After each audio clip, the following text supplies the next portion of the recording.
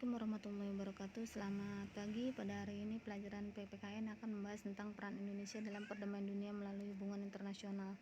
B. Peran Indonesia dalam menciptakan perdamaian dunia melalui hubungan internasional. Hubungan internasional. Konflik timbul sebagai efek dari interaksi antar manusia.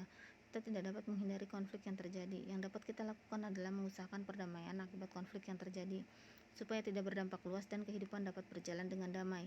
Menjalin hubungan antar negara wajib saling menghormati, bekerja sama secara adil dan damai untuk mewujudkan kerukunan antar bangsa. Hubungan antar bangsa disebut juga hubungan internasional. Pengertian hubungan internasional menurut Suwardi Wiraatmaja adalah segala macam hubungan antar bangsa dan kelompok-kelompok bangsa dalam masyarakat dunia.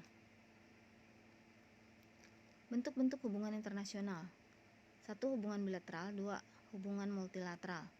Hubungan bilateral adalah kerjasama antara dua negara, mencakup segala aspek kehidupan negara, baik bidang politik, ekonomi, sosial, dan budaya, serta pertahanan dan keamanan. Hubungan bilateral dituangkan dalam bentuk perjanjian internasional atau traktat.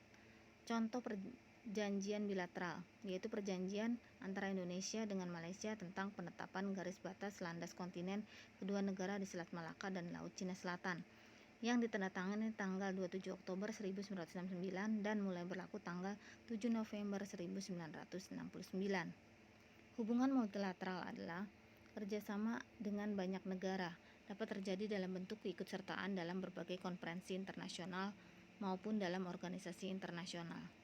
Contoh hubungan multilateral melalui konferensi internasional antara lain Konferensi Asia Afrika di Bandung tahun 1955, Konferensi Hukum Laut tahun 1958, Konferensi Hukum Laut tahun 1960, Konferensi Hukum Laut 3 yang diakhiri dengan penandatangani konvensi di Jamaika pada tahun 1982. Contoh hubungan multilateral adalah keikutsertaan Indonesia dalam organisasi internasional seperti PBB, ASEAN, OPEC, APEC, dan OKI.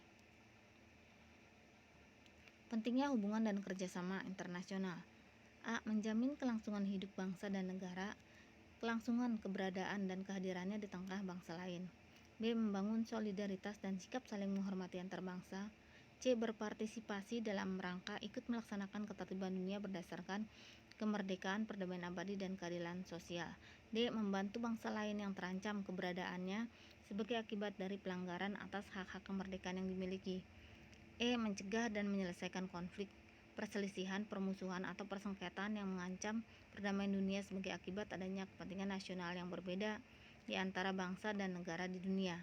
F. Memelihara dan menciptakan hidup berdampingan secara damai dan adil dengan bangsa lain. G. Mengembangkan cara penyelesaian masalah secara damai melalui perundingan dan diplomasi yang lazim ditempuh oleh negara-negara beradab, cinta damai, dan berpegang teguh kepada nilai-nilai etik dalam pergaulan antar bangsa. Manfaat kerjasama dan perjanjian internasional. Manfaat yang dapat bangsa Indonesia peroleh dari kerjasama dan perjanjian internasional. A. Dalam aspek ideologi. 1. Dapat mengetahui nilai-nilai ideologi yang dianut negara lain, sehingga dapat membandingkannya dengan ideologi Pancasila yang pada akhirnya akan timbul kebanggaan terhadap ideologi Pancasila yang dianut oleh negara kita. 2. Dapat terhindar dari pengaruh negatif dari nilai-nilai ideologi yang dianut negara lain dan mengambil pengaruh positifnya untuk dilaksanakan dan memperkuat sendi-sendi ideologi Pancasila. 3. Diperoleh kesempatan untuk menunjukkan keunggulan ideologi Pancasila dalam setiap berhubungan dengan negara lain kepada negara kita.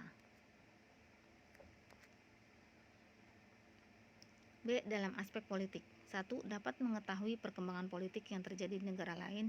2. Dapat mencontoh aspek-aspek positif dari kehidupan politik di negara lain. 3. Mempererat hubungan diplomatik dengan negara lain yang diwujudkan dengan adanya pertukaran perwakilan diplomatik. C. Dalam aspek ekonomi. 1. Menarik minat negara lain untuk menanamkan modalnya atau berinvestasi ke negara kita.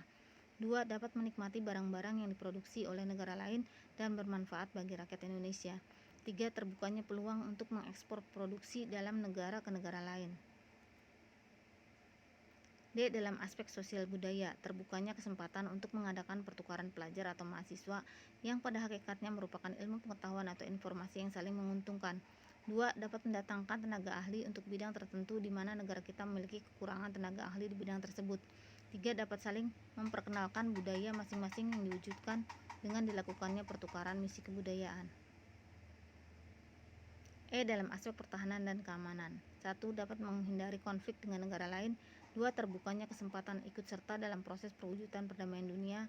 3. Terciptanya stabilitas keamanan dalam negeri terutama dari ancaman agresi dari negara lain. Peran Indonesia dalam kerjasama internasional sebagian besar di bawah payung organisasi. Peran aktif Indonesia sebagai anggota PBB sebagai berikut. 1. Di bidang dekolonisasi, Indonesia merupakan salah satu promotor tercapainya deklarasi tentang pemberian kemerdekaan kepada rakyat dan negara-negara terjajah pada tahun 1960. 2. Indonesia pada tahun 1984 tercatat sebagai anggota governing bodies dari badan-badan khusus PBB diantaranya ICAO, ILO, WHO, FAO, IAEA, ITU, IMO. 3. Indonesia sejak tahun 1979 telah aktif sebagai anggota konferensi perlucutan senjata yang lahir pada sidang khusus pertama Majelis Umum PBB mengenai perlucutan senjata tahun 1978. Terima kasih, semoga bermanfaat. Wassalamualaikum warahmatullahi wabarakatuh.